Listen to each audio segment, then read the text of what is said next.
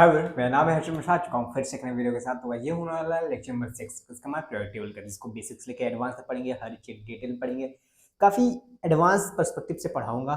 ठीक है, सारे सारे एडवांस के क्वेश्चन आपको पीस ऑफ केक लगने लगेंगे, क्योंकि इनकी जो थ्योरी होती है, केमिस्ट्री की थ्योरी, आपको इतना क्रश करके पढ़ाऊंगा। बिलीव मी, अगर आपने मेरे पुराने लेक्चर्स देखे हैं, ये बात सुनने की जरूरत नहीं है। और आप नहीं देखे हैं तो प्लीज एक बार ये लेक्चर देख के देखना, ठीक है ना। आपके सारे क्वेश्चन बहुत पीस ऑफ केक लगने लगेंगे। बहुत आसान तरीके से करके पढ़ाऊंगा। मुझे पता है कितने पीवाईक्यूज जे एडवांस के हैं, किस टाइप के हैं, जे एडवांस जे मेंस के किस टाइप के हैं, ठीक है ना। और एडिशनली मैं आपको एक बात बता दूं कि लेक्चर देखने के बाद जो टॉपिक आज मैं लेक्चर में पढ़ाऊंगा, वो डिस्क्रिप्शन में 15 पीवाईक्यू जे मेंस और जे एडवांस के उस टॉपिक के पढ़े हुए रहेंगे। आप डिस्क्रिप्शन चेकआउट करोगे, डीपीपी फॉर्म में हुए रहेंगे, आप उन्हें सॉल्व कर लोगे, आराम से सॉल्व हो जाएंगे। समझो 15 पीवाईक्यूज है, 5 मिनट लगेंगे या 6 मिनट लगेंगे आपको सॉल्व कर देंगे 15 पीवाईक्यूज। हाँ, जे मेंस और जे एडवांस दोनों के। और आपको थोड़ा सा और बताऊं आपको, तो 2000 से लेके 2020 तक वो पीवाईक्यूज इनके बीच के हैं। तो 20 साल के जितने टाइप के क्वेश्चन बने हुए हैं इस टॉपिक के, इस चैप्टर में से, वो मैंने डिस्क्रिप्शन में डाला हूं मैं इस टॉपिक के, ठीक है ना। और जो कि रिसेंट ईयर के जो पीवाईक्यूज हैं, वो मैं क्लास में कवर कर लूंगा, ठीक है। तो डरने और घबराने की कोई ऐसी बात नहीं है। सब कुछ जो होगा, सब कुछ बेसिक से होगा। बस हाँ, थोड़ा सा लगन से पढ़ना लिखना, ठीक है ना। तो मैंने कहा कि अभी तक लेक्चर नंबर 6, 5 लेक्चर हम कर चुके हैं, जिसमें हमने स्टार्ट किया था क्वांटम नंबर से, ऑर्बिटल थ्योरी से। नेक्स्ट उसके बाद हम आए थे electronic configuration and exception of the periodic table पे, ठीक है ना। उसके बाद नेक्स्ट आए थे हम लोगों ने classification of the periodic table, and next उसके बाद मॉडर्न पीरियोडिक टेबल पे, means classification of the periodic table में भी हमने क्या पढ़ा था, मेंडली पीरियोडिक टेबल है। और उसके बाद हमने मॉडर्न पीरियोडिक टेबल पे आए थे। मॉडर्न पीरियोडिक टेबल के बाद ये आज एक नया लेक्चर है, जिसमें हम पढ़ेंगे properties of the modern periodic table.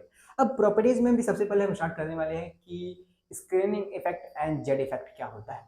क्या मैंने कहा कि screening effect and Z effect क्या होता है। रफली रफली अगर आपको कुछ पता भी है तो कोई बात नहीं, अच्छा है, पता है। आज बहुत कुछ पता चल जाएगा।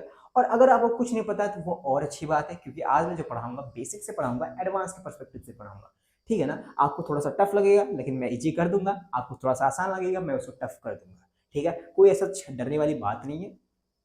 तो स्टार्ट करते हैं वीडियो को, बिना टाइम वेस्ट करते हैं। मैंने कहा कि भाई, क्या जानते हो तुम screening effect and Z effect के बारे में, मतलब screening effect and effective nuclear charge के बारे में क्या जानते हो? भैया कुछ नहीं जानते। मैंने कहा कुछ जानने भी नहीं है, ठीक है ना। हाँ, हेडिंग डालना स्क्रीनिंग इफेक्ट, स्क्रीनिंग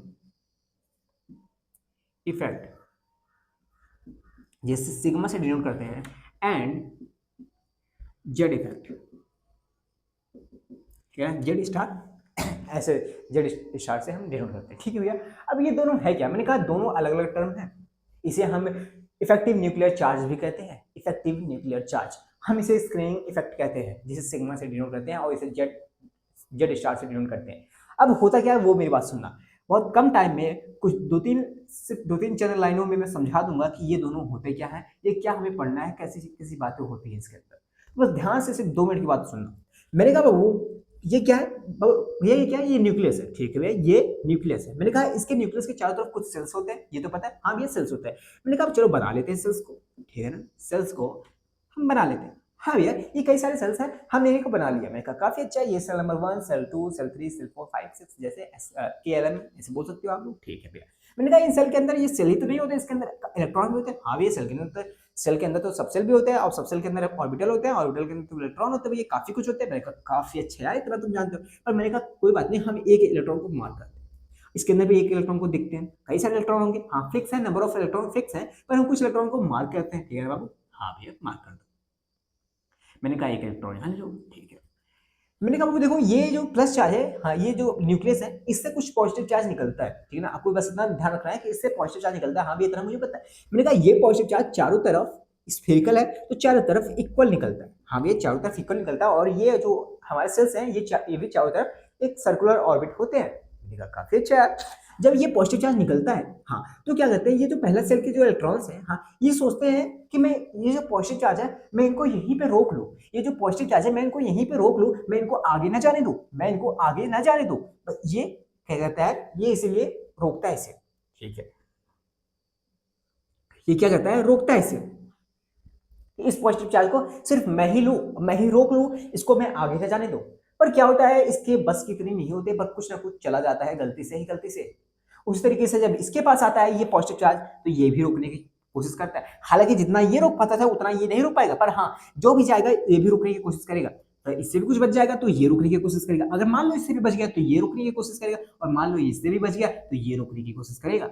हाँ हाँ ठीक है ना। हाँ मतलब जो पॉजिटिव चार्ज ये सब रोकने के, जो पॉजिटिव चार्ज जा रहा है, और ये सब इलेक्ट्रॉन, जो भी इलेक्ट्रॉन है सेल्स के, वो रोकने की कोशिश कर रहे हैं। अब अलग अलग एबिलिटी के साथ, अलग अलग ताकत के साथ सब अपना अपना ताकत लगा रहे हैं। जिसके पास ज्यादा है वो ज्यादा लगा रहा है, जिसके पास कम है वो कम लगा रहा है, पर लगा सब रहे हैं, लगा सब रहे हैं। ठीक है, मैंने कहा ये जो इलेक्ट्रॉन की जो ये पॉजिटिव चार्ज है ये जा रहा है उसको रोक रहा है, और ये जो रोकने की प्रोसेस है इसको हम क्या कहते हैं, सिग्मा कहते हैं या स्क्रीनिंग इफेक्ट कहते हैं।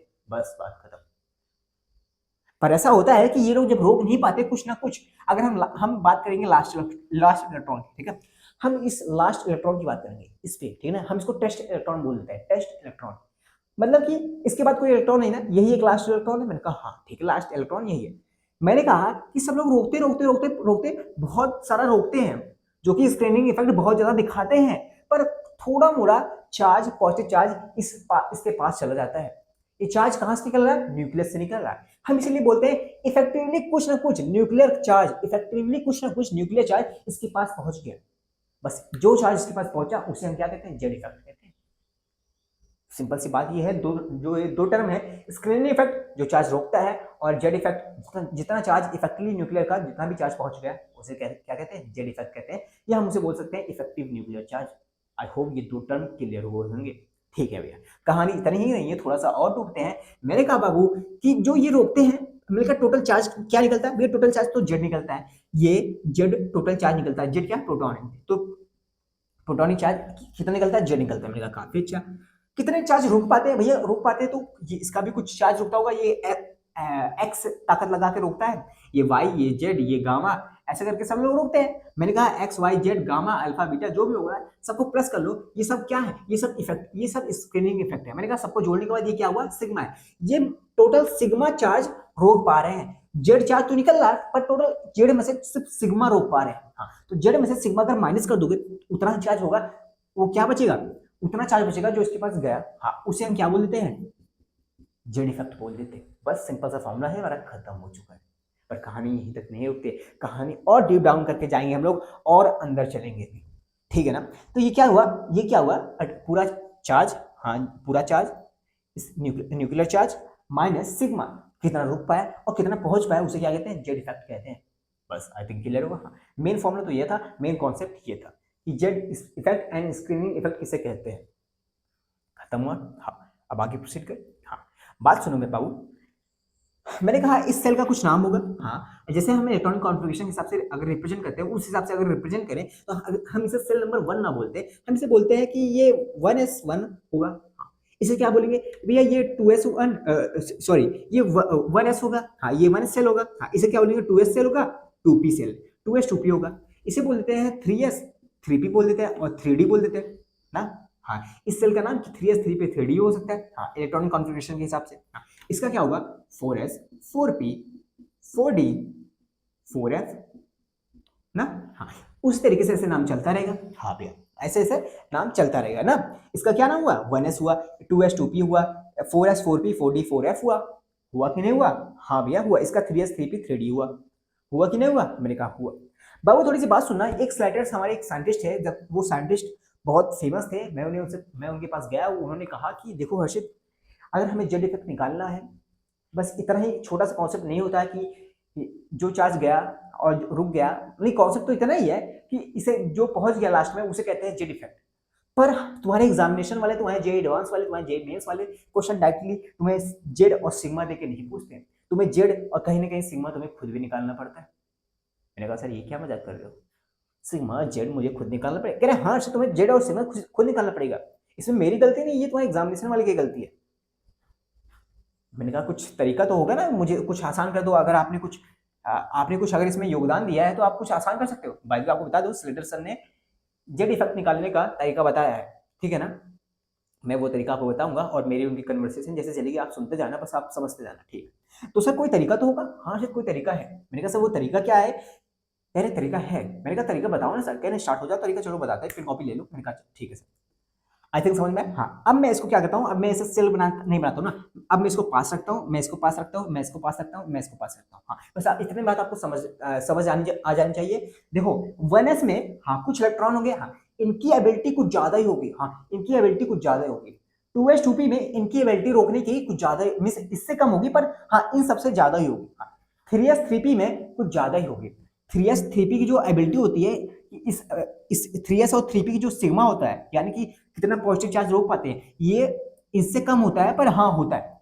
और पता है 3s 3p और 3d का जो होता है, और 3s 3p और 3d दोनों अलग अलग तरीके से चार्ज को रोकते हैं, दोनों की चार्ज रोकने की क्षमता अलग अलग है। इसमें भैया 2s 2p तक अलग थी, हाँ 1s की अलग थी, इसमें 3s 3p की अलग है, इसमें 3d की अलग है। नहीं समझे? बताओ समझे कि नहीं समझे? नहीं समझे? कोई बात नहीं, मैं फिर से बताऊंगा। मैं अभी तो रफली रफली ऐसे सुन लो, पर मैं अभी नेक्स्ट स्लाइड इरेज करूंगा इसे, मैं फिर से बताऊंगा, अच्छे से समझ में आ जाएगा। मैंने कहा स्लेटर सर ने इतना मुझे कहा कि हर्षित देखो ये जो 1s है ना, हाँ हाँ 1s है ना हर्षित, हाँ इसकी एबिलिटी हाँ चार्ज रोकने की कुछ अलग है।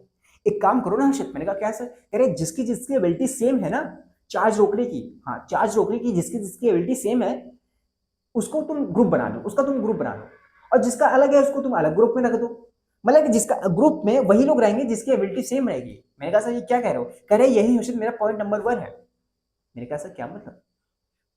कह रहे तुम पहले ग्रुप बनाना है तुम्हें, इसी इलेक्ट्रॉनिक कॉन्फ़िगरेशन में से तुम्हें 1s का अलग ग्रुप बनाना है, तुम्हें 2s 2p का अलग ग्रुप बनाना है, तुम्हें 3s 3p और 3d का अलग ग्रुप बनाना है, 3s 3p का ग्रुप बनाना, उसके बाद 3d का ग्रुप बनाना, उसके बाद 4s 4p का बनाना, उसके बाद 4d का अलग बनाना, 4f का अलग बनाना है। मैंने कहा सर ये क्या कह रहे हो, ये कैसे ग्रुप करने का तरीका बता रहे हो? आप कह रहे हो 2s 2p को अलग बनाएंगे और 3s 3p को अलग बनाएंगे और 3d को अलग। हाँ अरे सर इसको क्यों छोड़ दे रहा हो? कह रहे हैं हर्षित मेरी बात सुनो, मैं इसको इसलिए छोड़ रहा हूं क्योंकि इनकी एबिलिटी अलग है रोकने की, इनकी एबिलिटी अलग है, और मैंने जैसा कहा है कि जिसकी जिसकी एबिलिटी सेम है उसको एक ग्रुप में रखना। तो तुम बस इतना समझ लो कि इसकी एबिलिटी अलग होती है। मैंने कहा सर ऐसी बात है क्या? कह रहे हाँ अर्षित। मैंने कहा चलो एक बार करके देखते हैं, ठीक है ना? तो आई होप आप लोग तैयार हो जाओ। पानी नहीं लाए ना,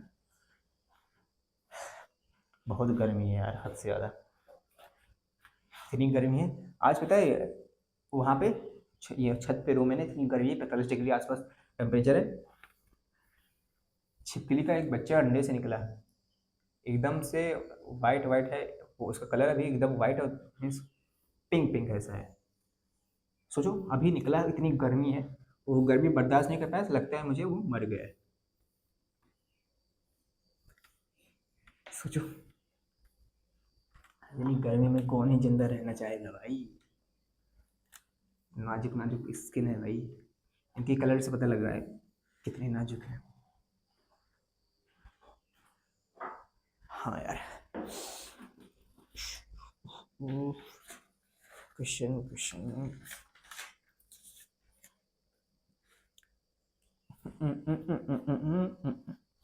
हाँ मेरे कहा स्टार्ट हो जाते हैं ना। हाँ कैलकुलेशन ऑफ जेड इफेक्ट, ऐसे डालना heading calculation of Z effect.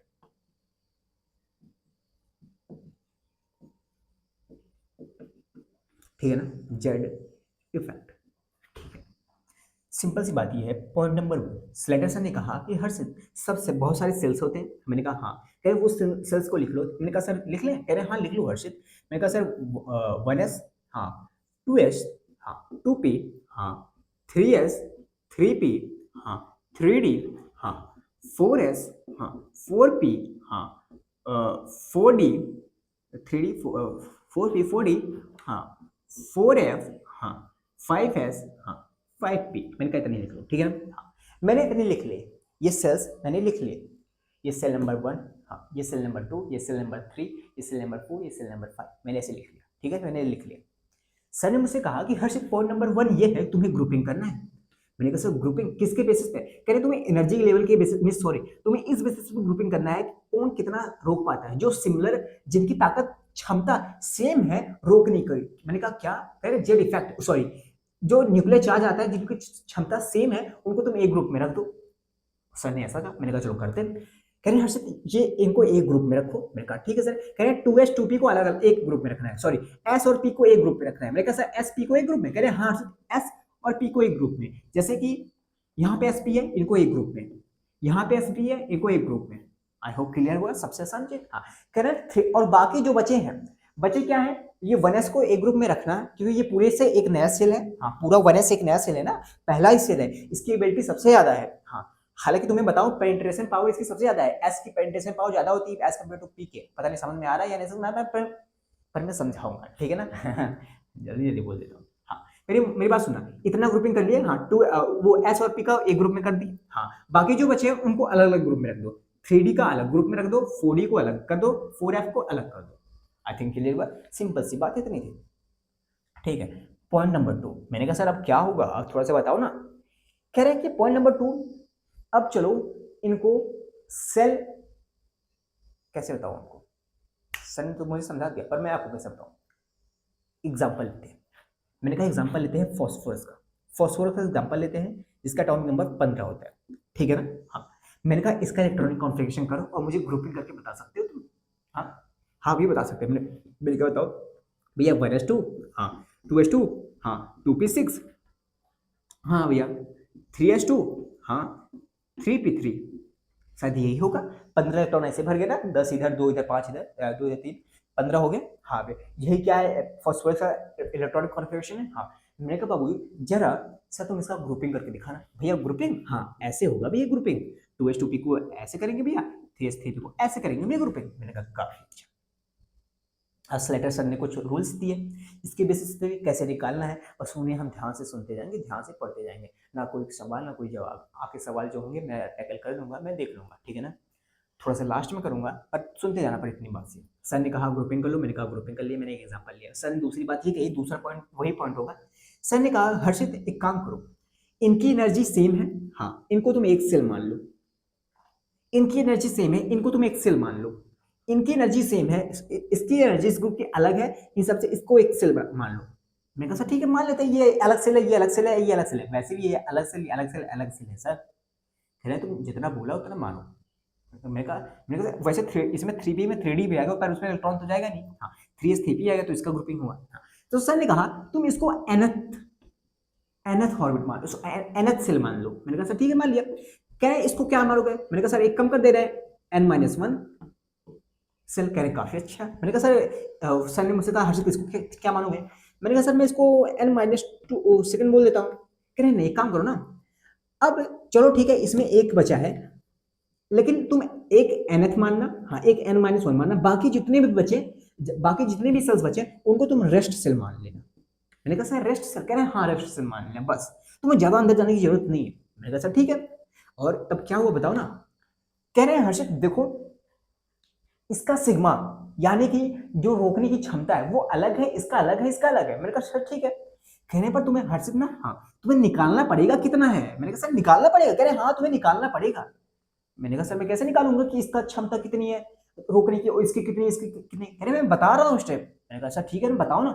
कहने अगर तुम्हें nth की निकालनी है ना, हाँ अगर तुम्हें nth की निकालनी है तो जितने इलेक्ट्रॉन है, हाँ जितने इलेक्ट्रॉन है, हाँ तो उसको मल्टीप्लाई कर देना, जितने इलेक्ट्रॉन है, हाँ उसको मल्टीप्लाई कर देना, उसको मल्टीप्लाई कर देना 0.035 से। मैंने कहा सर ये कैसे, कह रहे हैं ये जो है ये स्लैटर्स कोफिशिएंट है। अब हालांकि आपको ध्यान नहीं, बस इतना ध्यान रखना है जितने इलेक्ट्रॉन है उसको मल्टीप्लाई कर देना है 0.35 से, यानी कि एक इलेक्ट्रॉन कितना चार्ज रोक पाता है 0.35, ठीक है ना, एक इलेक्ट्रॉन। तो जितने इलेक्ट्रॉन होंगे उसको मल्टीप्लाई कर दोगे 0.35 से, हमारा इस सेल का पूरा टोटल सिग्मा आ जाएगा। आई होप क्लियर हुआ होगा, ठीक है पहली बात तो क्लियर हुआ। हाँ ओके, प्लस इसमें आते हैं, ठीक है ना, मुझे टोटल सिग्मा प्लस करने हैं ना सबके। हाँ ये क्या है, ये टोटल हमें सिग्मा है और हमें जेड माइनस सिग्मा करना है तभी तो आएगा ना हमारा। हाँ, जेड यहाँ पे क्या है, यहाँ पे जेड 15 है। आई थिंक क्लियर हुआ। हाँ, तो मैंने कहा इसमें आओ, मैंने कहा सर चलो ठीक है इसमें कर दिया। इसमें क्या कह रहे हैं जितने इलेक्ट्रॉन है, मैंने कहा सर ठीक है उसको मल्टीप्लाई कर देना है 0.85 से। मैंने कहा 0.85, कह रहे हैं हाँ तुम्हारा टोटल इसका सिग्मा आ जाएगा। मैंने कहा काफी अच्छा सर, और बताओ ना, मजा आ रहा है। कह रहे जितने इलेक्ट्रॉन बाकी रेस्ट में होंगे, हाँ जितने इलेक्ट्रॉन होंगे, हाँ उसको मल्टीप्लाई कर देना है तुमसे। मैंने कहा सर कितना कितना कितना, कह रहे 1 से।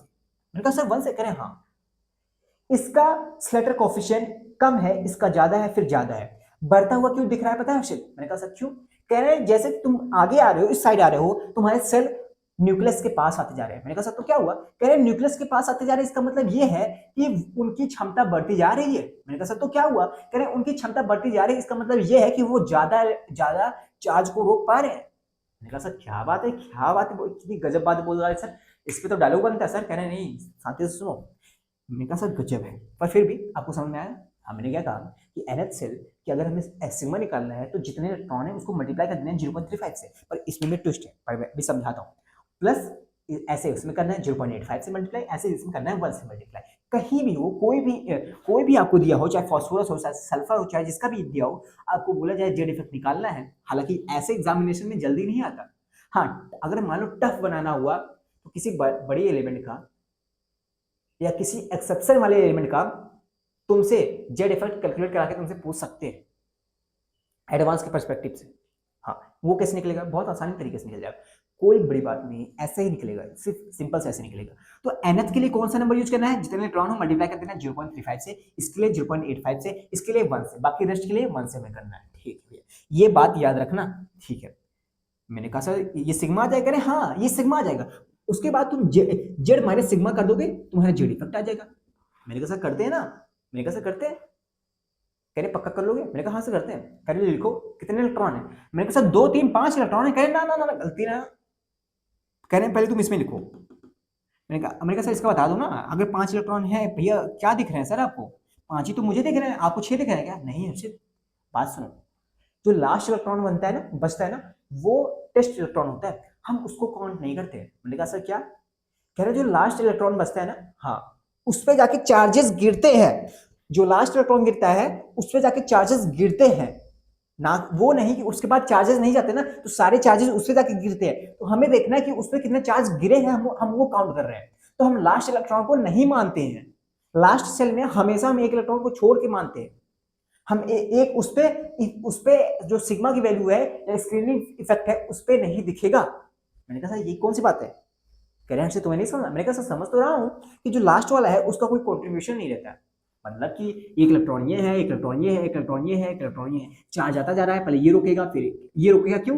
ये क्यों रुकेगा? क्योंकि इधर न जा पाए, लेकिन फिर कुछ चला जाता है, फिर ये रुकेगा, हाँ, फिर ये रुकेगा, हाँ, फिर ये इधर रुकेगा, हाँ।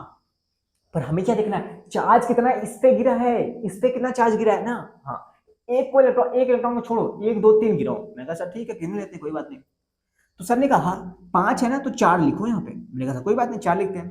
कह रहे हैं, हमने कहा सर यहाँ पे 8 है तो क्या 7 लिखे? कह रहे नहीं नहीं नहीं, यहाँ पे तो सभी लोग वर्क कर रहे हैं, वहां पे एक तो टेस्ट इलेक्ट्रॉन था, सिर्फ टेस्ट इलेक्ट्रॉन को छोड़ना है, बाकी सबको काउंट करना है। यहाँ पे 8 है तो यहाँ पे 8 ही लिखना है हर्षित। मैंने कहा काफी अच्छा सर, यहाँ पे 2 है सर, 1 लिखो। कह रहे नहीं, मारो क्या? मैंने कहा सर 2 लिख लेते हैं। बाकी आए होगा, आपको समझ में आया होगा, ठीक है ना? यहाँ पे हमें 4 लिखना है, क्यों लिखना है? क्योंकि एक टेस्ट इलेक्ट्रॉन होता है, मैं उसको छोड़ता हूँ, ठीक है ना? उसके बाद यहाँ पे 8 इलेक्ट्रॉन आते हैं, क्योंकि यहाँ पे 8 इलेक्ट्रॉन थे, बाकी जितने थे वो मैं ऐसे लिख लेता हूँ। अब इनको प्लस करोगे, जब जो प्लस करोगे जो सिग्मा आएगा बाबू, वो आप काउंट करना, काउंट करने के बाद आप देखना, मैं तो कर चुका हूँ ठीक है ना, वो कितना आएगा? 10.2 आएगा समथिंग, शायद 10.2 ही आता है, ठीक है ना? 10.2 आता है, जब आप इसे काउंट करोगे 10.2 आएगा, ठीक है? 10.2 हमारा सिग्मा आ गया। जेड, अब जेड कितना है? जेड हमारा 15 है, तो 15 माइनस 10.2 कितना बचा बाबू? 4.8 बचा, 4.8 ना, 4.8 बचा, बताओ। हाँ, हमारा क्या आ गया? जेड इफेक्ट आ चुका है, हमारा जेड इफेक्ट 4.8 आ चुका है। किसका आया? हमारा इसका है। पर अभी भी रास्ते आसान नहीं है, अभी भी रास्ते आसान नहीं है।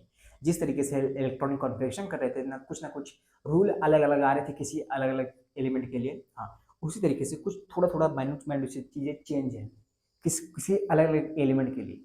तो वो सर वो सभी चीज़ें बता दोगे? मैंने कहा ज़्यादा नहीं है, सिर्फ 3-4 पॉइंट होंगे, 3-4 पॉइंट होंगे, हाँ, मैं उन सबको कवर कर दूंगा, सारे इलस्ट्रेशंस कवर कर दूंगा। उसके बाद कुछ बचेगा ही नहीं, जो आपसे बनेगा सारे के सारे बन जाएंगे, सारे के सारे रूल्स आपको पता चल जाएंगे। तो सर ने मुझसे कहा कि ये कर लो हर्षित, मैंने कहा कर लिया। इसमें कौन कौन से वो थे, क्या कहते हैं, सबसेल्स थे?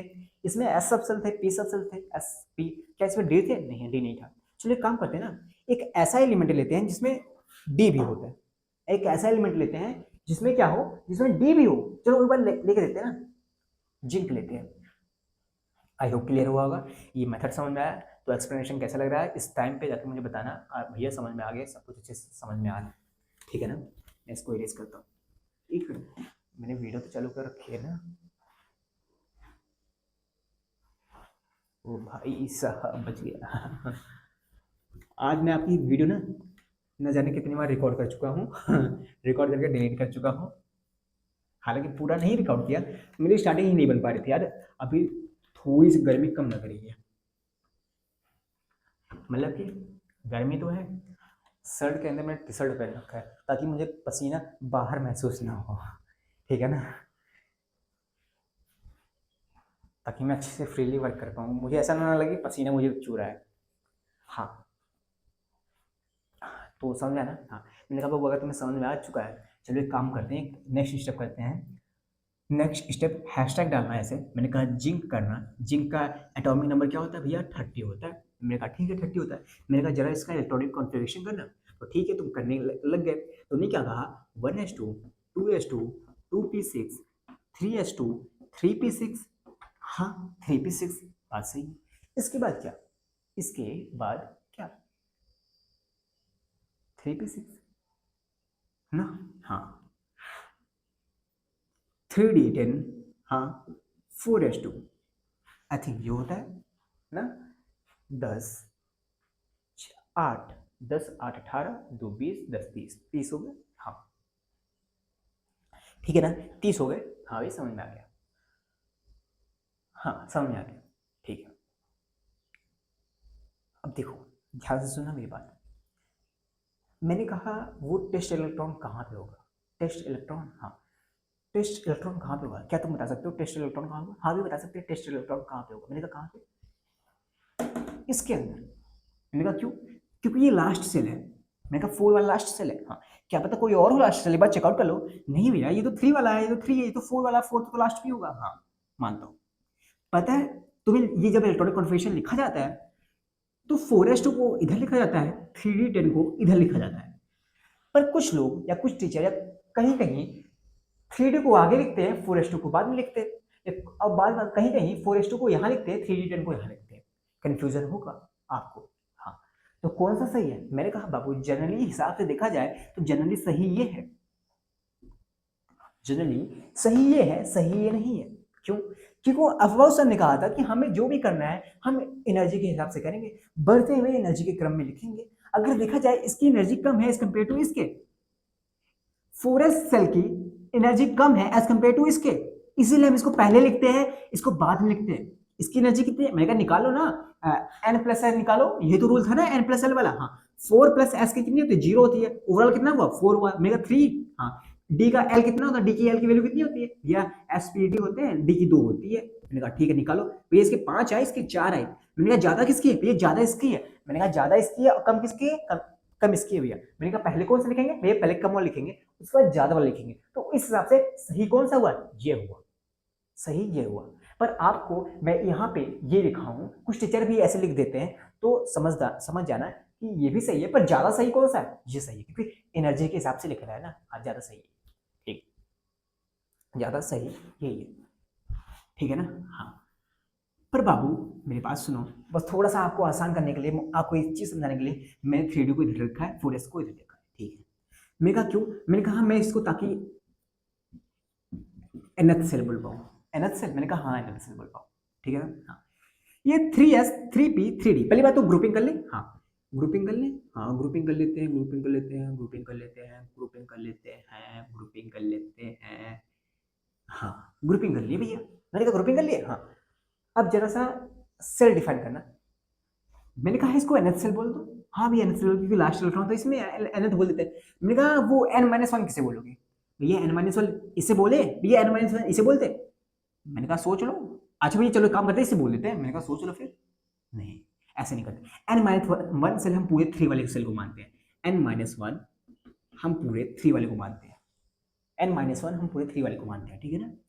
पूरे 3 सेल 3s 3p 3d को मानते हैं। अब क्लियर हुआ? ऐसे स्लेटर सर ने बताया मुझे, ठीक है ना। n-1 उसके बाद n-1 के बाकी जितने बचे, हाँ उसको हम रेस्ट मानते हैं, उसको हम रेस्ट मानते हैं। हाँ सबकी एनर्जी अलग अलग हो सकती है क्षमता रोकने की, पर हम यहाँ जब वो ग्रुपिंग करने के लिए देखा था ना, पर यहाँ पे इसको हम nth सेल बोले, इसको n-1 बोले, इसको रेस्ट सेल बोले, ऐसे सेलेक्टर सर ने मुझे बताया। ठीक है, तो एक काम करते हैं ना, इसका निकालते हैं। हाँ निकालते हैं, निकालें। मैंने कहा इधर से काउंट करिए या इधर से करें, कहीं से कर लो, चलो इधर करते हैं। मैंने कहा nth सेल में कितने इलेक्ट्रॉन है भैया, 2 है। मैंने कहा निकालना कहाँ, कितना लिखेंगे यहाँ पे, 1 लिखेंगे। मैंने कहा 1 × 0.35 भैया, क्योंकि ये nth है प्लस में, यहाँ पे कितने इलेक्ट्रॉन है, 8 इधर है भैया, 10 इधर, 18 है भैया। मैंने कहा 18 को मल्टीप्लाई कितने से करेंगे, 0.85 से भैया। मैंने कहा काफी अच्छा, प्लस में अब रेस्ट में आते हैं, इधर कितने भैया, 6 4 10 है भैया। मैंने कहा 10 है, हाँ 10 मल्टीप्लाई कितने से करेंगे भैया, 1 से मल्टीप्लाई करोगे भैया, 1 से मल्टीप्लाई आप करोगे भैया। मैंने कहा काफी अच्छा, ये क्या है बाबू भैया, ये सिग्मा है। मैंने कहा ये टोटल कितना आ जाएगा सिग्मा, ये 25.65 आ जाएगा भैया, आप काउंट करो, निकालो, 25.65 आ जाएगा। आई होप क्लियर हुआ। हाँ मैंने कहा जेड कितना आ जाएगा भैया, जेड इफेक्ट पूछ रहे हो ना आप, जेड इफेक्ट। हाँ तो जेड कितनी थी भैया, 30 था, 30 माइनस 25.65 कितना आ जाएगा, 4.35। हमारा जेड इफेक्ट कितना आ गया, 4.35। आई थिंक क्लियर हुआ। तो इसमें ट्विस्ट क्या था, इसमें ट्विस्ट बस इतना था कि मैं आपको समझा रहा था कि किसे अलग से बोलना है, किसी करना है। आई होप ये क्लियर हुआ। हाँ तुम बाबू इतना लिख लेना पूरा, ये पूरा लिख लिया ना। हाँ मैं तुम्हें एक चीज समझाना चाहता हूँ बस, ठीक है ना, थोड़े से इलस्ट्रेशन और रहेंगे थोड़ा सा। तुमसे अगर मान लो क्वेश्चन अच्छा वाला पूछा, हाँ जिस तरीके से बात हो रही थी कि एडवांस पर्सपेक्टिव से क्वेश्चन पूछा, बात ये है ना कि एडवांस पर्सपेक्टिव से क्वेश्चन भी इनऑर्गेनिक वाले उतने सॉल्व करने में लंबे नहीं जाते, उतना टाइम टेकिंग नहीं होते। पता है क्यों, क्योंकि ये सिंपल से बेस होते हैं, किसी ट्रिक पे नहीं, ये बेस होते हैं सिंपल से कॉन्सेप्ट पे। अगर आपका कॉन्सेप्ट आपकी थ्योरी क्रश करके आपको पढ़ाया गया, आपके तैयार है ना, हाँ वो आप सेकंडों में कर लोगे सॉल्यूशन, सेकंडों में सॉल्व कर लोगे क्वेश्चन। अगर नहीं कर पाए तो छोड़ना पड़ेगा, क्योंकि कुछ ऐसा है नहीं कि तुक्का मार के कर लोगे, तुक्का गलत हुआ खत्म।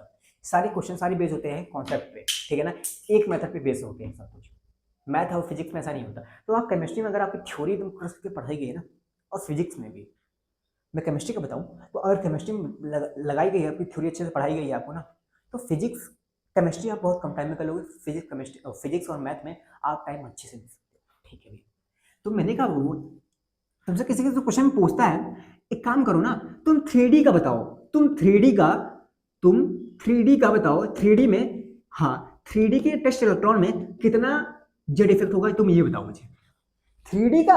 हाँ तुम 4:2 में नहीं पूछ रहा, तुम 3D का पूछ रहे हो। मैंने कहा हाँ 3D का, तो क्या मतलब, यहाँ पे 2 सेल थे, एक 4:2 का था, ये 3D10 का था। हाँ मैं 4:2 का नहीं पूछ रहा हूँ, मैं पूछ रहा हूँ यहाँ इसमें कितना है, मतलब कि मैं इतना ही तक पूछ रहा हूँ, आगे नहीं पूछ रहा हूँ कि आगे कितना चार्ज गया, सिर्फ मैं पूछ रहा हूँ कि इसमें कितना चार्ज है। तो मैं इसको काट दूंगा, मैं इसको कोई मानूंगा नहीं, उसका कोई कॉन्ट्रीब्यूशन नहीं रहेगा चार्ज रोकने में, क्योंकि जितना था वो यहीं पे हो गया, आगे कुछ गया ही नहीं, ठीक है ना। हाँ आई होप क्लियर हुआ।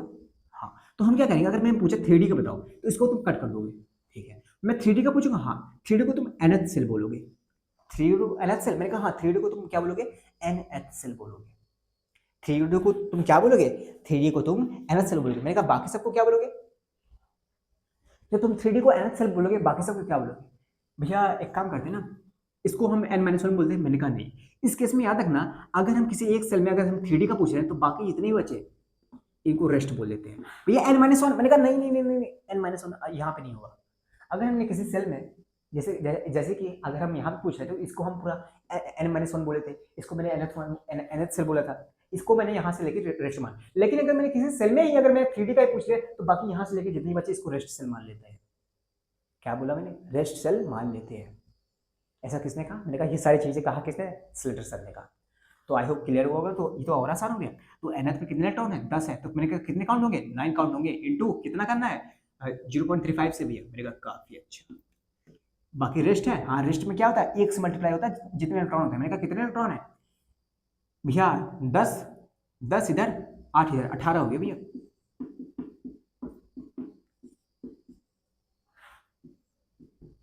ये 21 पॉइंट समथिंग आ जाएगा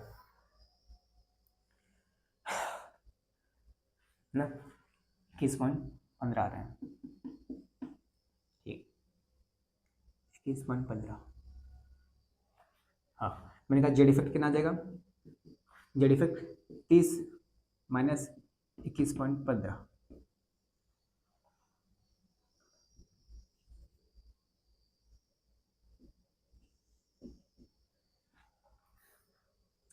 ना चलो क्लियर हो। मैंने कहा ये समझ में आया बाबू? हाँ समझ में आया। मैंने कहा ये ग्रुपिंग करने का तरीका और ये सेल को बताने का तरीका, कौन सा एनएफ होगा कौन सा रेस्ट होगा, समझ में आ गया? हाँ, आपको कंफ्यूज हो गया भैया अब हमेशा कोई और आ गया। मैंने कहा नहीं नहीं नहीं, और कुछ आ गए थे, मैं सारे रजिस्ट्रेशन कर लिए हैं, आपको समझ में आ जाएगा, ठीक है ना? मैं आपसे एक चीज़ पूछूँ? हाँ, मैं आपसे एक चीज़ पूछूँगा। हाँ भैया, मैंने कहा एक काम करो,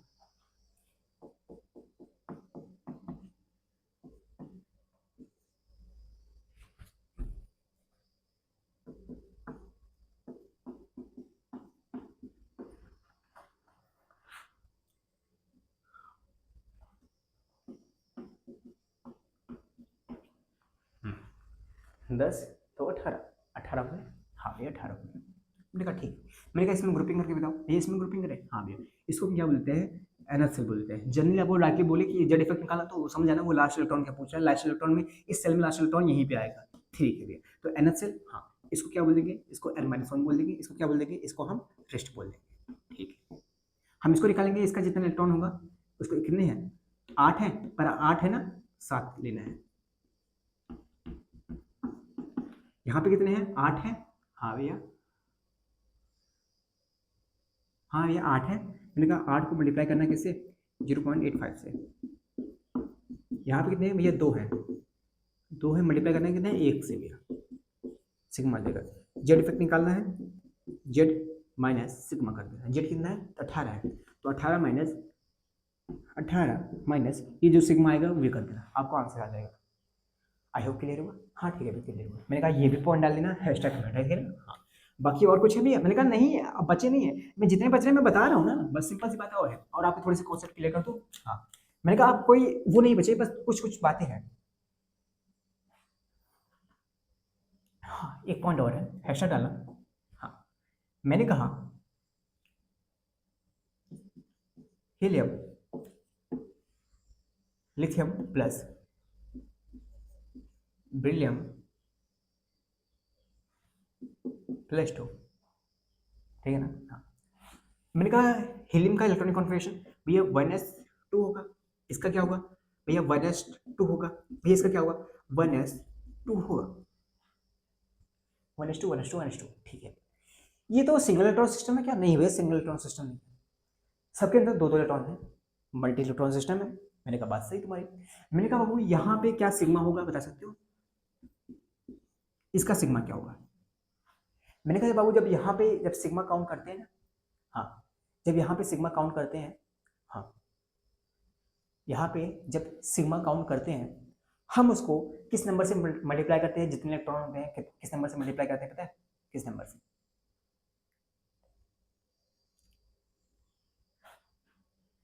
हम अभी तक देख रहे थे एनएच सेल में 0.35 से मल्टीप्लाई कर रहे थे, हाँ, N-1 में हम 0.85 से मल्टीप्लाई करते हैं, रेस्ट सेल में हम 1 से मल्टीप्लाई करते हैं।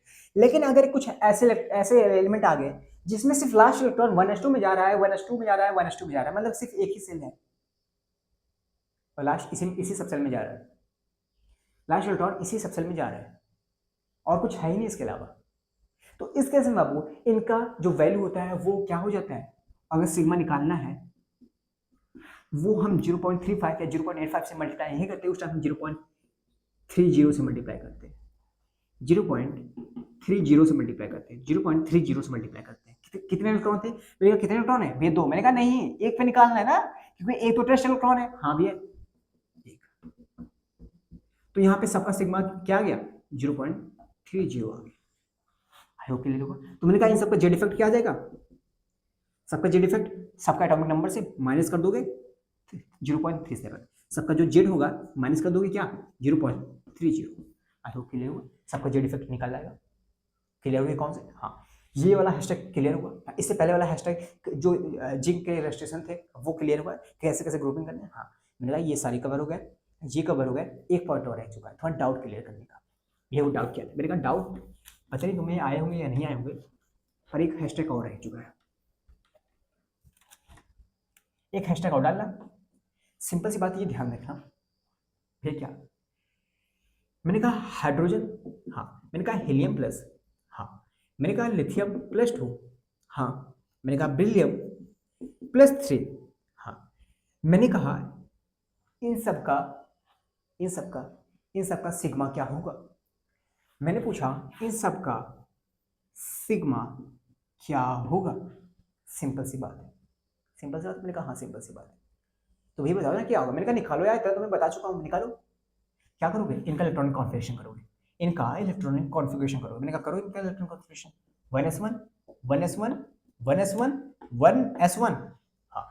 1s1 1s1 1s1 1s1 कितना हो गया? इसका सिग्मा क्या आया भैया? 0.30। मैंने कहा ना ना ना ना, उसमें 2 इलेक्ट्रॉन थे, मैंने एक का निकाल। यहां पे सिर्फ एक इलेक्ट्रॉन है, और एक इलेक्ट्रॉन ही टेस्ट इलेक्ट्रॉन है। हम सिंगल इलेक्ट्रॉन सिस्टम, ये क्या है पूरा? ये सिंगल इलेक्ट्रॉन सिस्टम है। हम सिंगल इलेक्ट्रॉन सिस्टम में ये क्या ऑब्जर्व करते हैं? वहां पे कोई भी स्क्रीनिंग इफेक्ट ऑब्जर्व नहीं होता है। यहाँ पे कोई भी स्क्रीनिंग इफेक्ट ऑब्जर्व नहीं होता। यहाँ पे सिग्मा क्या होगा? यहाँ पे सिग्मा क्या होगा? 0 होगा। ये हैशटैग आप लिख लेना कि सिंगल इलेक्ट्रॉन सिस्टम में कोई भी वो नहीं होते। आपको कोई थ्योरी लिखने की जरूरत नहीं है, इंग्लिश में डेफिनेशन लिखने की कोई जरूरत नहीं है। आप सिंपल से ये लिख लो, आप डायरेक्टली एक लाइन लिख लेना यहाँ पे हिंदी में करके या इंग्लिश में करके लिख लेना। आपके नोट्स इससे बल्कि नहीं बनेंगे, जो जितना मैं लिखवाता हूँ बस उतना ही लिख लेना, उतना ही काफी होगा। तो ये क्लियर होगा? हाँ भैया, तो बहुत जगह काम आ सकते हैं, ठीक है ना। काफी सारे जेल क्वेश्चन डायरेक्टली इसी पे बेस होते हैं। मैंने कहा ये क्लियर होगा? हाँ भैया ये क्लियर होगा। मैंने कहा बस तुम्हारे सारे डाउट क्लियर हो गए, तुम्हें अब कुछ बचेगा ही नहीं। तुम्हें डिस्क्रिप्शन खोलना है, चेकआउट करना है, बस थोड़ा सा और पढ़ लो। मैंने कहा अब आ जाओ पीरियोडिसिटी।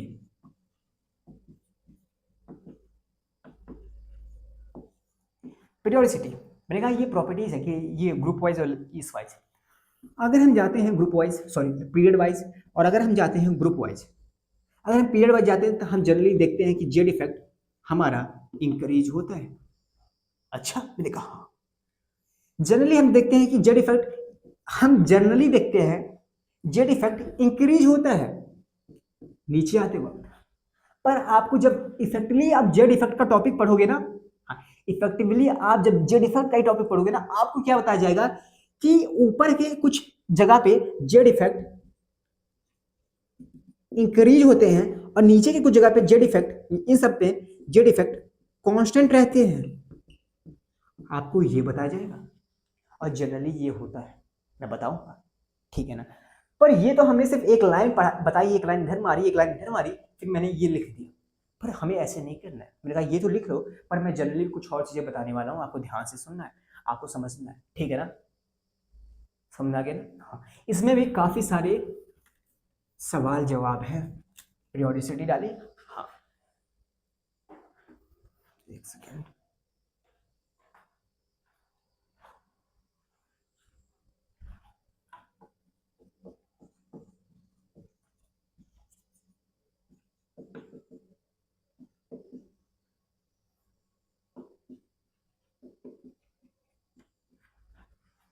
पहले हम बात करते हैं एस एंड पी ब्लॉक की।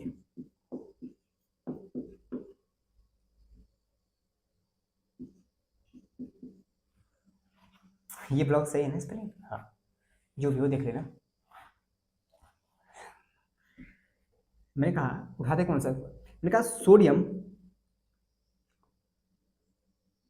सोडियम ने ऊपर वाली डाली, lithium carbon hydroxide, lithium, beryllium, boron, carbon, nitrogen, oxygen, fluorine, neon. देखा मैंने कहा ये दोनों क्या है भैया? ये दोनों हैं हमारे एस के। बाकी boron, carbon, nitrogen, oxygen, fluorine, neon, ये क्या है? ये है हमारे पी के। मैंने कहा काफी अच्छा। मैंने कहा तुम्हें बता दो बाबू कि मैं तुम्हें अगर आपको बताऊं, इसका जो जेड इफेक्ट होता है ये होता है कुछ समथिंग 1.3। अब जब आप इसका जेड इफेक्ट निकालोगे, जिस मेथड से मैंने बताया, आप इसका वो करोगे, क्या कहते हैं, लिथियम का आप इलेक्ट्रॉनिक कॉन्फ़िगरेशन करोगे, उस हिसाब से निकालोगे, आपका जो जेड इफेक्ट आएगा वो 1.3 आएगा। मैं करके दिखा दूं? हाँ, मैं करके दिखा दूं बाबू आपको? मैं करके दिखा दूं? मैं सब करके बता देता हूँ। हाँ,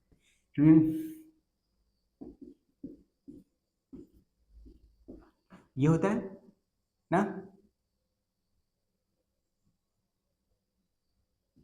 हाँ ये होता है, हाँ भैया ये होता है। मैंने कहा इसका क्या हो जाएगा, ये इसका जीरो हो जाएगा क्योंकि एक ही इलेक्ट्रॉन है तो इसका जीरो हो जाएगा। प्लस में इसका क्या सिग्मा हो जाएगा, ये इसमें दो इलेक्ट्रॉन है, इंटू करना है, इसको हम n-1 बोलेंगे ना। हाँ इसको हम क्या बोलेंगे, इसको nth सेल बोलेंगे ना, nth सेल जीरो है, n-1 है।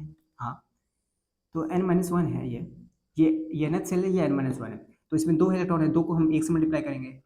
नहीं, n-1 का क्या होता है, 0.85 होता है। हाँ ये कितना आ जाएगा, ये 1.6 समथिंग आ जाएगा ना, ये 1.7 समथिंग आसपास आ जाएगा ना, ये 1.7 आ जाएगा। तो 7 आ जाएगा, 1 पॉइंट क्या हमारा सिग्मा आ जाएगा टोटल। हाँ तो जब हम निकालेंगे जेड इफेक्ट निकालेंगे, वो 3 माइनस 1.7 करेंगे तो ये 1.3 आ जाएगा, 1.3 आता है ये क्या हमारा ये, ठीक है ना। ये आप ये देखना है ना, ये 2s को nth मानेंगे और इसको हम n-1 मानेंगे, ये क्लियर है ना। हाँ समझ में आया। हाँ मैं कहा ये इसका 1.3 है। आपको बता दूं, जब यहां से लेके यहां पे दूसरे में जाता है तो जो जेड इफेक्ट होता है वो बढ़ता करता कितना है, वो 0.65 बढ़ता है, वो 0.65 बढ़ता है। पर इसका भी आप प्रूफ चाहिए। मैंने कहा बाबू 0.65 बढ़ता है, बस यही देख लो आप लोग, ठीक है ना। 4 क्वेश्चन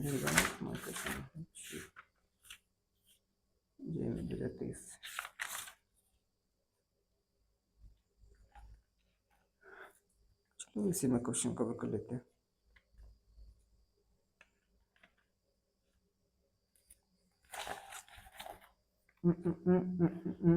मैं ये नंबर लिख देता हूँ ना, 1.95, ये 2.6, रुको मैं बता रहा हूँ, बस सुनो थोड़ा सा रुको, 3.25, उसके बाद क्या रहता है 3.9, उसके बाद 4.55, 4.55, उसके बाद 5.2 और इसके बाद 5.85, 5.85। सुनना बाबू मेरी बात को ध्यान से, मैंने कहा ये 0.65 बढ़ जाता है। अब देखो सुनो बढ़ता कैसे है, मैंने कहा वो यहाँ का जो इलेक्ट्रॉनिक, ये इसका क्या एटॉमिक नंबर होता है भैया, इसका 3 होता है। मैंने कहा इसका क्या होता है भैया, इसका 4 होता है। मैंने कहा एक बढ़ा है ना, हाँ एक बढ़ा है, वो एक वाला इलेक्ट्रॉन किसमें गया है भैया, एक वाला इलेक्ट्रॉन गया है किसमें, गया है किसमें, मैंने कहा किसमें गया भैया, जेड तो कितना बढ़ा है भैया, एक बढ़ा है, तो मैंने कहा वो सिग्मा कितना बढ़ेगा भैया, एक इलेक्ट्रॉन बढ़ता है तो वो किसमें जाएगा, वो 1s2 2s2 बनेगा। हाँ तो भैया इसमें जाएगा ना, मैंने कहा हाँ इसमें जाएगा, तो इसमें कितने इलेक्ट्रॉन गए, एक गए भैया। मैंने कहा 0.35 से मल्टीप्लाई करोगे ना, हाँ भैया 0.35 से मल्टीप्लाई करेंगे तो क्या आ जाएगा 0.35 आ जाएगा भैया। मैंने कहा 0.35 आ गया, हाँ भैया 0.35 आ गया ना। और इसका क्या होगा, इसका भैया 1 पॉइंट समथिंग 1.7 आसपास होगा। जब दोनों प्लस करोगे, हाँ जब दोनों प्लस करोगे, हाँ जब दोनों प्लस करके 3 से माइनस करोगे, ये जो 3 से माइनस करोगे ये सिग्मा, तो वो आता है 0.65 आ जाता है। मतलब कि एक इलेक्ट्रॉन बढ़ने से, ऐसे नहीं समझाना था बाबू, ऐसे नहीं समझ में आएगा, बिल्कुल मैंने गलती कर दी, सॉरी सॉरी सॉरी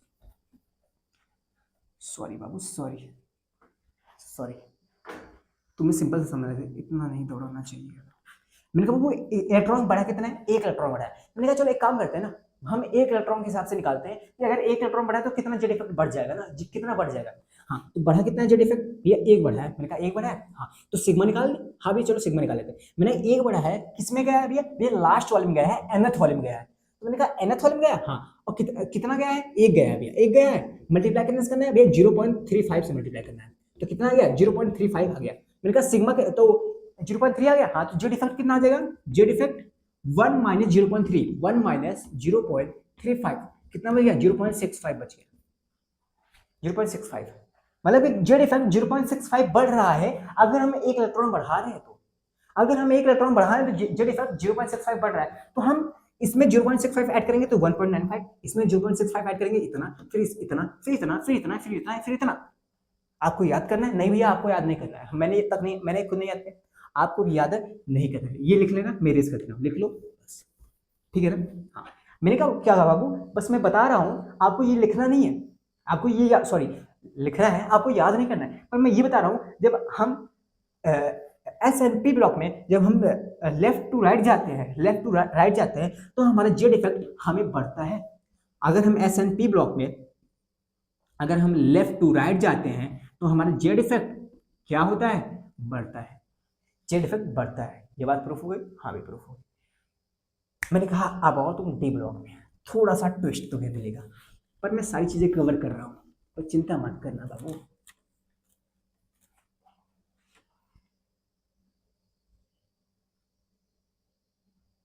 ठीक है ना, अब आ जाओ तुम डी ब्लॉक में।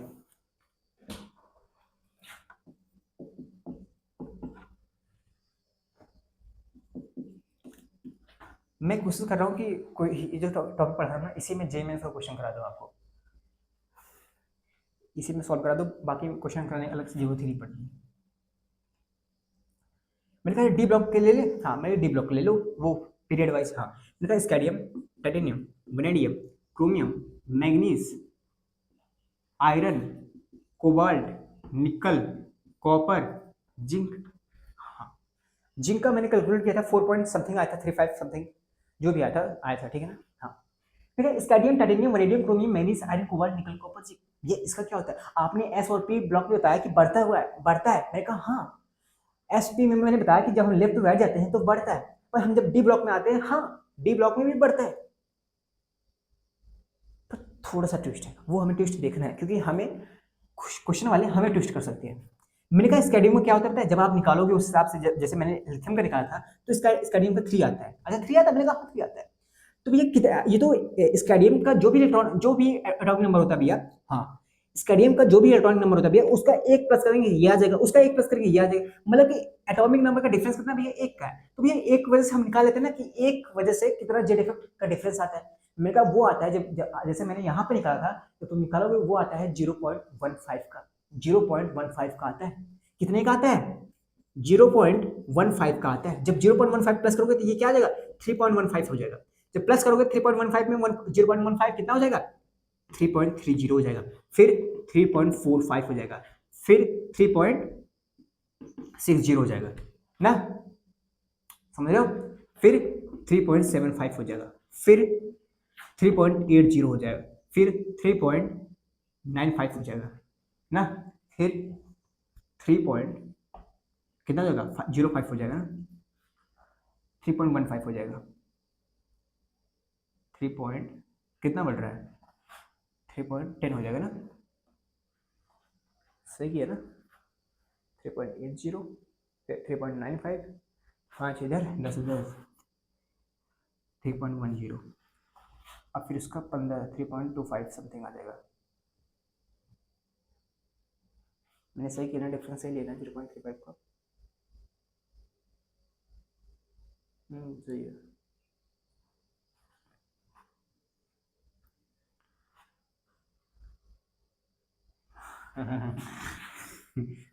यहीं पे गलती, 4.2 जब इसका करोगे ये आ जाएगा 4 पॉइंट समथिंग, 15 प्लस करोगे 4.25। हाँ जब निकालते हैं 4.35 आया था ना, हाँ समथिंग 4.25, 4.35, तो यही आसपास आया था ना, 35 आया था या हमारा 25 आया था, 4.25 ना, 0.515 के हिसाब से 4.25 आना चाहिए। हाँ तो ठीक है, हमने जब जिंक का निकाला था शायद इतना ही आया था, 4.35 या 25 आसपास इतना ही आया था ना। हाँ तो आसपास हो सकता है, 0.5 नंबर कुछ मिसमैच कर सकते हैं, 0.55 10 नंबर, ये बात देख लो ना।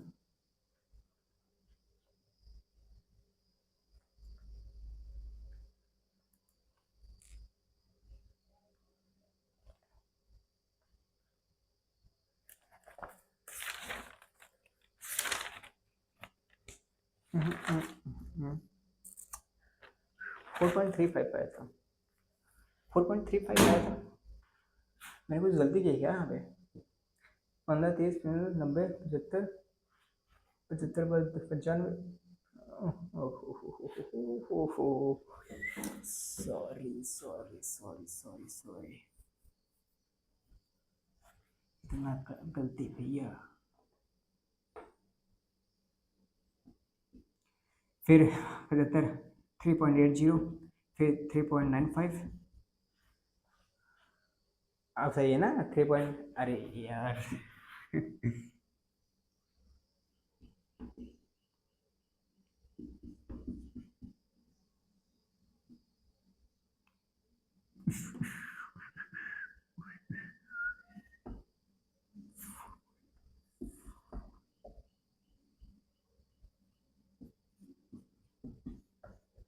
अब सही है भैया, अरे भैया एक छोटी सी कैलकुलेशन, छोटी सी गलती, मैंने कहा ये आता है ठीक है ना, 0.15 का गलती होता है ठीक है ना। हाँ क्या देख रहा है तुमने, क्या ऑब्जर्व हो रहा है? ये ऑब्जर्व ये हो रहा है कि नंबर बढ़ते हुए आ रहे हैं, नंबर बढ़ते हुए आ रहे हैं। मैंने कहा जेड इफेक्ट बढ़ रहा है, मैंने कहा हाँ भाई जेड इफेक्ट बढ़ रहा है। मैंने कहा हाँ जनरली जेड इफेक्ट क्या होता है हमारा, इंक्रीज होता है। तो भैया ये तो पहले भी बता सकती थी ना, जेड इफेक्ट हमारा इंक्रीज होता है, पर मैंने कहा नहीं बाबू।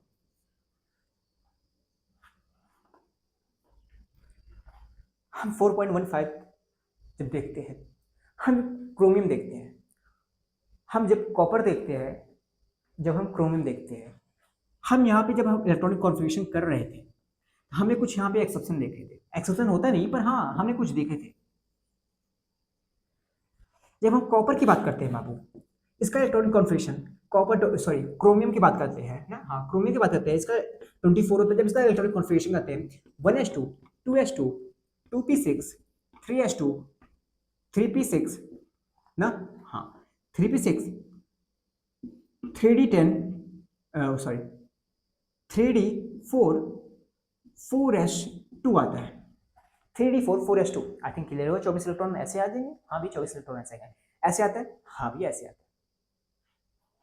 हालांकि हम इसको लिखते कैसे हैं, हम इसको लिखते हैं इस तरीके से 4s2 3d4 ऐसे लिखते हैं। हाँ एक्चुअल में होना तो ये चाहिए था पर होता नहीं है। हाँ भैया आप कहोगे भैया गलत लिखे हो, मैंने कहा एक्चुअल में होता क्या है, होना नहीं, मतलब कि एक्चुअल में होना तो यही चाहिए था पर होता नहीं है। एक्चुअल में होता क्या है, मीन्स होता क्या है, एक्चुअल में होना ये क्या बोल रहा हूँ, एक्सपेक्टेशन होती है जनरली यही होना चाहिए पर होता नहीं है। होता क्या है 1s2 2s2 2p6 3s2 3p6, यहाँ पे क्या होता है जो 4s2 वाला है ठीक है ना, हम 4s2 को आगे लिखते हैं 3d को ये लिखते हैं, यहाँ पे 3d और यहाँ पे 4s लिखते हैं ठीक है, ताकि थोड़ा सा समझने में आसानी। यहाँ पे जो 4s के पास 2 इलेक्ट्रॉन है, हाँ इसके पास कितने 4 है, मैंने कहा डी जब ऑर्बिटल बनाओगे बाबू यहाँ पे 1 2 3 1 2 3 4 और एक 5 ना, हाँ 1 electron 2 electron 3 electron 4 electron, 4 electron तो है पर एक खाली है, इसीलिए रोता है 3d वाला, इसीलिए रोता है। ये रो के इससे कहता है भाई यार तू अपना एक इलेक्ट्रॉन दे देना भाई, तू अपना एक इलेक्ट्रॉन दे दे, मैं फुली फिल्ड हो जाऊँ, सॉरी मैं हाफ फिल्ड हो जाऊंगा, मैं हाफ फिल्ड हो जाऊंगा, मैं स्टेबल हो जाऊंगा। तो 4s2 वाला कहता है अरे भाई तू मेरे ले लेगा तो मैं क्या, मेरा क्या हुआ, मैं भी रोने लगूंगा तेरी तरह। फिर ये कहता है नहीं भाई तू भी हाफ फिल्ड हो जाएगा, मैं भी हाफ फिल्ड हो जाएंगे, दोनों आराम से मौज करेंगे। तो इसका दोस्त रहता है ये दे देता है, जब इसको एक इलेक्ट्रॉन दे देता है तो इसके पास 4s1 हो जाता है, ये 4s5 हो जाता है ना। हाँ आई थिंक क्लियर होगा ना, हाँ भी क्लियर होगा। मतलब मैं ये कहना चाहता हूं कि ये किस वजह से देता है, इसका ऑर्बिटल इसका हाफ फिल्ड हो जाए इस वजह से ये अपना एक इलेक्ट्रॉन ये देता है। तो एक्चुअल में तो ये होता है पर एक्सपेक्टेशन क्या होती थी, ये होना चाहिए, होना तो ये चाहिए रूल के हिसाब से, पर होता क्या है ये है, क्यों होता है, ऑर्बिटल की स्टेबिलिटी की वजह से ऐसा होता है। हाँ भी क्लियर होता होता है। मैंने कहा वो एक इलेक्ट्रॉन का शिफ्टिंग हुआ है सिर्फ इसमें हुआ है और सब में नहीं हुआ है, एक इलेक्ट्रॉन का शिफ्ट हुआ है इसमें ना। हाँ हम इसको बाबू क्या बोल देते हैं, इसको भैया nth सेल बोलते थे, हम इसको 3d को बाकी 3d को n-1 बोल देते, हाँ भैया n-1 बोलते थे, हम n-1 बोलते थे। हाँ तो मतलब कि nth से n-1 में आया इलेक्ट्रॉन, हाँ nth से n-1 में आया इलेक्ट्रॉन, यही कहना चाहते हो। हाँ भैया हम यही कहना चाहते हैं nth से n-1 में आए। मैं इरेज कर रहा हूँ इसको ठीक है ना, इरेज कर दूं ना बाबू। हाँ बस मैं क्या समझाना चाह रहा हूँ कि जाना तो nth में चाहिए था पर वो चला किस में जाता है, n-1 में। हाँ ना, हाँ 4s में जाना चाहिए पर वो चला किस में जाता है, 3d में ना। हाँ 4s में जाना चाहिए वो चला किस में जाता है, 3d में चला जाता है। मैंने कहा वो यहाँ पे कितने इलेक्ट्रॉन ट्रांसफर होते हैं भैया, एक होता है, मैंने कहा एक होता है। हाँ तो कितना सिग्मा हो जाएगा भैया, 1 इंटू nth में होता 0.35 होता, nth में होता तो 0.35 होता, हाँ मानता हूं।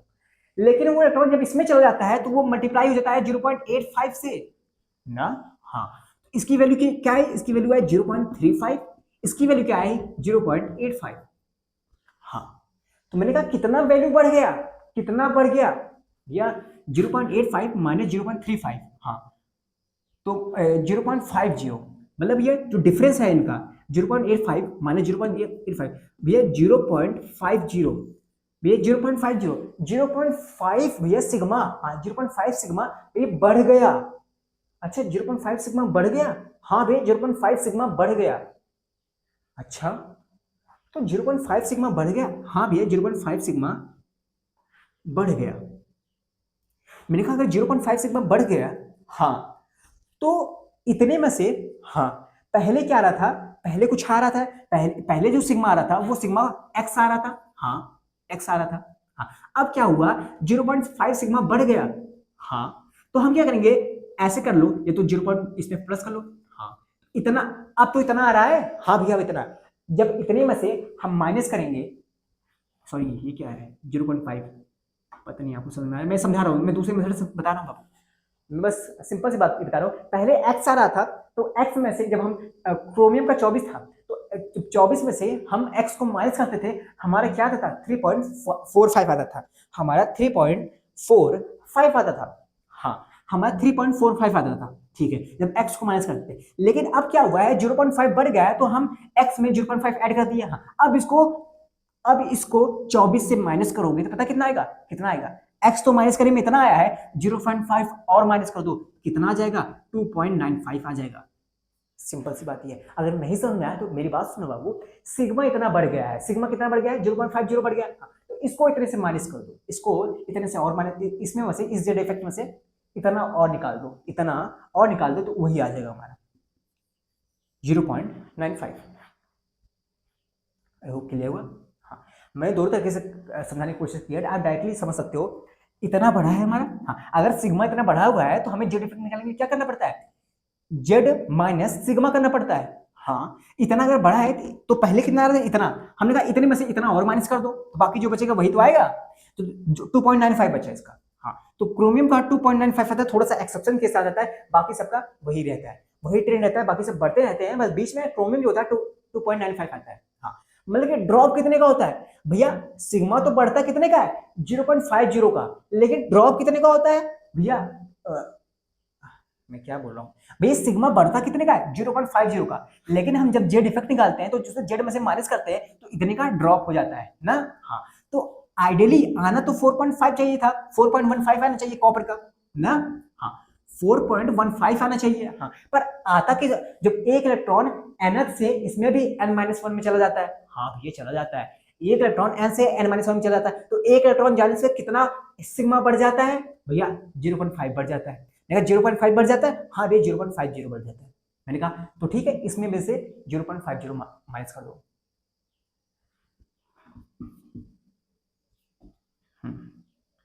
ये कितना आ जाएगा,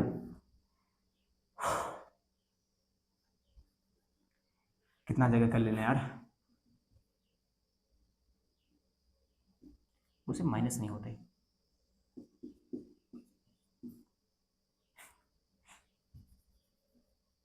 ये कितना हो जाएगा 15 इधर गया 35 उधर जाएगा, 75 35 उधर जाएगा 65 बचेगा। ठीक है ऐसे ऐसे तो आसान होता है। 4.65 आ गया, ठीक है भैया 4.65 4.65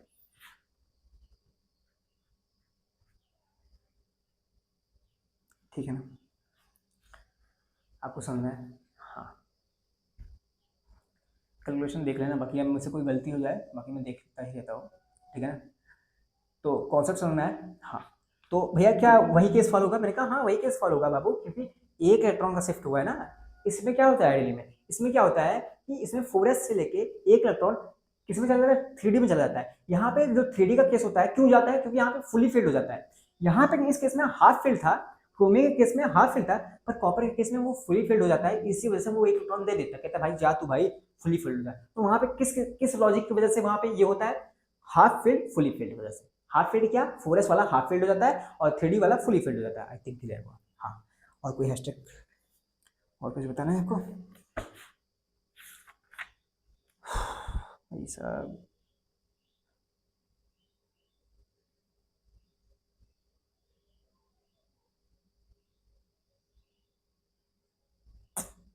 हो यार मैं इतना पागल हूँ, सॉरी भाई। ये 4.2 है ना? हाँ सॉरी सॉरी सॉरी सॉरी 4.2 है ना? बस ये सॉरी यार, मुझसे ये गलती हो जाती है। एक तो इतने नंबर लिखे ना, व्हाइट बोर्ड दिखता ही नहीं है। हालांकि वहीं पे मैं परेशान भी था।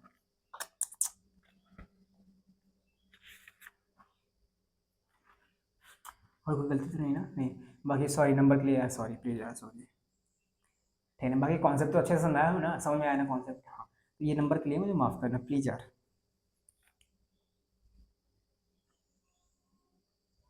ठीक है ना? बाकी ये सब क्वेश्चन तो मैं दूँगा करने के लिए। ठीक है। हाँ कितना टाइम हो गया? 1 घंटे 6 मिनट हो गए बस। हाँ मैं वीडियो को रैपअप कर रहा हूँ, बस हो गया है। ठीक है ना? हाँ आई होप आपको क्लियर होगा सब कुछ, और विजुअल होगा, आपको समझ में आया होगा। ठीक है ना? हाँ एक बार रिवाइज कर लें। क्या कहते थे?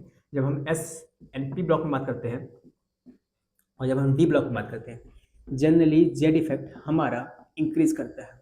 जब डी ब्लॉक में जाते हैं तो जेड इफेक्ट जनरली हमारा इंक्रीज करता है, पर कुछ एक्सेप्शंस आते हैं।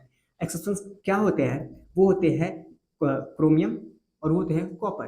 क्रोमियम का आता है 2.95, हाँ कॉपर का आता है 3.7। आई थिंक क्लियर है।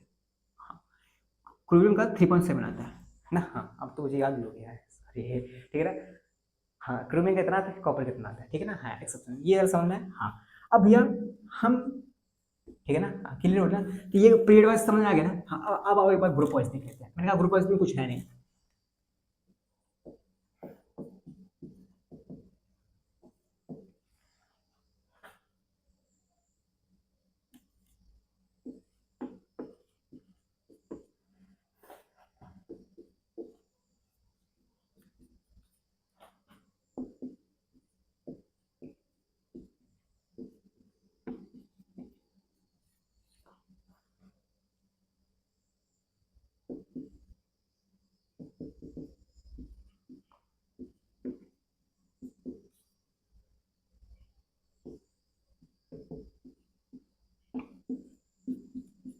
ये सब याद है ना आपको? उसके बाद क्या देते हैं? बोरॉन कार्बन नाइट्रोजन ना।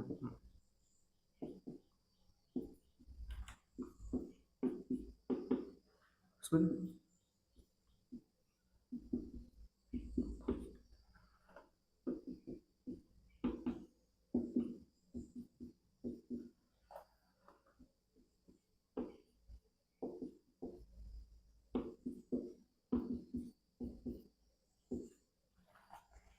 ये क्या है हमारे? ये दो हमारे क्या है? ये हमारे दो एस ब्लॉक है।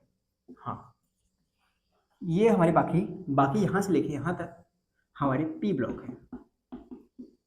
समझ में? हाँ हम क्या देखना है? ग्रुप वाइज देखना है ना। देख रहा बाबू, तुम्हें सिंपल सी बात ये है कि सिंपल सी बात ये देखना,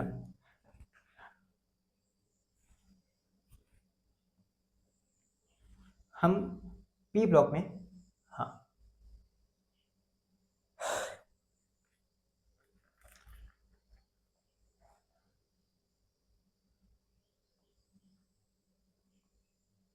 एक काम करो।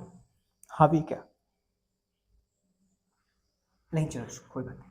हाँ मैंने कहा बाबू हाइड्रोजन को तो नहीं निकालते। हाँ हाइड्रोजन क्योंकि सिंगल टॉप सिस्टम होता है, हम इसका नहीं निकालते हैं। ठीक है हम कहते हैं लिथियम की। मैंने कहा लिथियम का जब निकालते हैं, जब जेड इफेक्ट निकालते हैं, याद करने की कोई जरूरत नहीं है। ठीक है ना? हाँ वो 1.3 आता है, वो 1.3 आता है। बाकी जब इन दोनों, जब इन सब का निकालते हैं ना, इनका जेड इफेक्ट कांस्टेंट रहता है, वो होता है 2.2 होता है। याद करने की जरूरत नहीं है, बस इतना याद रखना। लिथियम का 1.3 होता है, बाकी उसके बाद बढ़ता है। लिथियम का बाद बढ़ता है, पर जितना बढ़ता है वो कांस्टेंट रहता है, 2.2 ही रहता है। आई थिंक क्लियर हो? हाँ मैं कहा अगर लिथियम का 1.3 है तो बेरिलियम का बता सकते हो कितना होगा? हाँ भैया लिथियम का अगर 1.3 है तो बेरिलियम का क्या होगा? भैया बेरिलियम का होगा कितना होगा? मैंने कहा कितने से बढ़ता है? 0.65 से, 0.65 से, तो ये कितना हो जाएगा? ये 1.85 हो जाएगा ना आसपास। हाँ 1.95 हो जाएगा ना? हाँ भैया 95 हो जाएगा। तो ठीक है 95 हो जाता है। हाँ ये बाकी ये 2 पॉइंट कितना हो जाता है? 85 हो जाता है। याद करने की कोई जरूरत नहीं है आपको। 1.95 ये हो जाता है, बाकी 2.85 ये सब कांस्टेंट हो जाते हैं। ठीक है उसी तरीके से मैं आपको बता दूं, इन जो पी ब्लॉक है, इन पी ब्लॉकों में जो 3 होते हैं ना, हाँ ये जो 3 होते हैं इनका जेड इफेक्ट इनिशियली में जेड इफेक्ट बढ़ता है, इनिशियली में बढ़ता है, उसके बाद ये जो 2 होते हैं इन सबका कांस्टेंट रहता है, इन सबका कांस्टेंट रहता है, इन सबका कांस्टेंट रहता है। तो इन 3 का बढ़ेगा, 2 का कॉमन है, 3 का बढ़ेगा, 2 का कांस्टेंट रहेगा, 3 का बढ़ेगा, 2 का कांस्टेंट रहेगा, ठीक है ना। हाँ तो ये बता दूं इनके कंपेयर में तो इनका बड़ा रहेगा, इनके कंपेयर पे इनका बड़ा रहेगा पर इनका कांस्टेंट रहेगा, बस इतना सब आपको याद रखना है। आपको नंबर याद नहीं रखना है, मैंने भी नहीं याद रखे हैं, आपको भी याद करने की जरूरत नहीं है कि 1.3 है इसका 1.95 है, हाँ आपको याद करने की जरूरत नहीं है, आपको बस सिंपल से याद करना है लिथियम लिथियम का क्या होता है 1.3 होता है, बिलियम का 0.65 प्लस कर दो, 0.65 प्लस कर दो 1.95 आ जाएगा, ठीक है। बाकी लिथियम के नीचे का 2.2 है लेकिन ये कांस्टेंट है, नंबर याद करने की कोई जरूरत नहीं है, बस हाँ इतना याद रखना सोडियम से लेके फ्रेंडशिप तक कांस्टेंट है, मैग्नीशियम से लेके रेडियम तक कांस्टेंट है। आई थिंक क्लियर हुआ, हाँ बस इतनी ही बात है, समझे,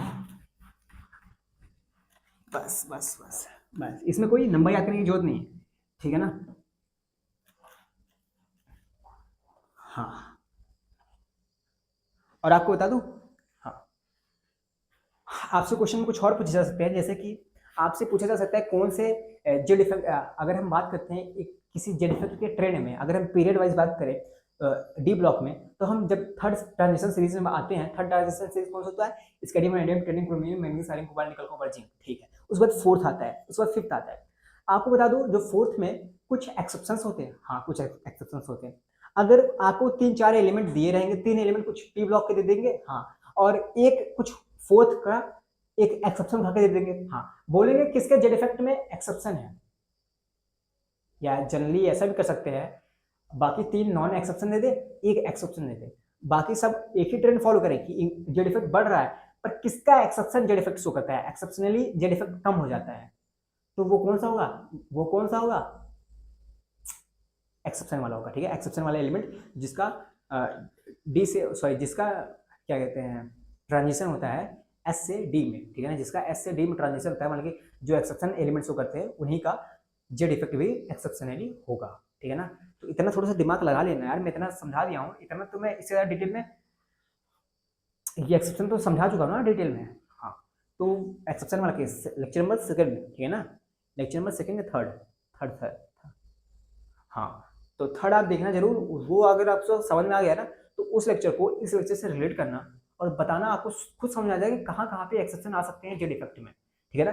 काफ़ी मैंने डिटेल में पढ़ा है आपको ये सब, ठीक है ना। उसके बाद कुछ बचा ही नहीं, क्वेश्चन है, क्वेश्चन में करा चुका हूँ जितने क्वेश्चन है, ठीक है ना, क्वेश्चन में जितने भी क्वेश्चन है करा चुका हूँ, मैं दे दूंगा उसमें, मतलब कि मैं क्वेश्चन के थ्रू करा चुका हूँ, अभी मैं ये सब करा रहा था, पढ़ा रहा था, समझा रहा था, जैसे मैं क्वेश्चन के ही थ्रू समझा रहा था, जेईएमएस के पीवाईक्यूज के थ्रू ही, जेड एडवांस के पीवाईक्यूज के थ्रू ही समझा रहा था। आप नीचे चेकआउट करें डिस्क्रिप्शन में पीवाईक्यूज, ठीक है ना, वो जो 15 पीवाईक्यूज होंगे उनको सॉल्व करना, ठीक है ना। आपको हर क्वेश्चन में ये निकालने को नहीं देगा, हाँ आपको नॉर्मली ट्रेंड पूछ सकता है, नॉर्मली पूछ सकता है बढ़ेगा घटेगा किसका क्या होगा, नॉर्मली पूछ सकता है, आपसे जल्दी कभी निकालने को कैलकुलेट करने को नहीं बोलेगा, पर हाँ कैलकुलेट करने को कब बोल सकता है, एडवांस के पर्सपेक्टिव से बोल सकता है।